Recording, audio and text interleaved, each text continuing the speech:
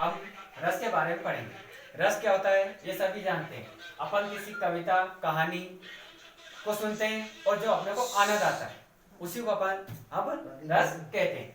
जिस प्रकार किसी काव्य को पढ़ने या सुनने में पाठक को जो आनंद की अनुभूति होती है उसे रस कहते हैं। यदि अपन कोई सी कविता पढ़ेंगे उसमें रस ही नहीं रहेगा तो अपन को मजा नहीं आएगा। तो मजा नहीं आएगा तो अपने को कविता अच्छी नहीं लगेगी। इसीलिए कवियों ने रस को कहा है। रस के अंग होते हैं 4: स्थायी भाव, संचय भाव, अनुभाव और विभाव। अब स्थायी भाव क्या होता है? सहृदय के हृदय में जो चीज स्थायी रहती है उसी को अपन स्थायी भाव कहते हैं। अब स्थायी रहेगी, यदि अपन कोई सी कविता पढ़ लेते हैं या देख लेते हैं, कोई सी चीज देखते हैं, वो अपने हृदय में स्थायी होती है, वो कभी जाती नहीं है, उसी को अपन स्थायी भाव कहते हैं। अब संचय भाव, अब संचार का मतलब होता है प्रदर्शन करना, दूर दूर तक जाना।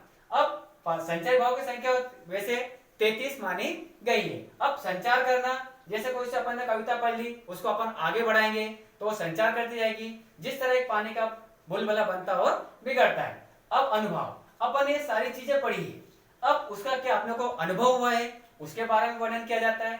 अब विभाव, सारी चीजों का वर्णन का अर्थ ही विभाव होता है, उसी को अपन रस कहते हैं। अब रसों की स्थायी संख्या पहले 9 मानी गई थी, फिर बाद में कुछ कवियों ने सूरदास जी को वात्सल्य रस का सम्राट कहा गया है। जिस प्रकार वात्सल्य का अर्थ होता है प्रेम, इसी तरह रस के 10वें अंग को स्थायी भाव कहा गया है, जिसका अर्थ होता है वात्सल्य। जैसे हास्य का हास, क्रोध का रौद्र का क्रोध, ये चीजें सारी उसमें आती है। अब इस बारे में हम कल स्थायी भाव के बारे में अपन कल पढ़ेंगे। Thank you.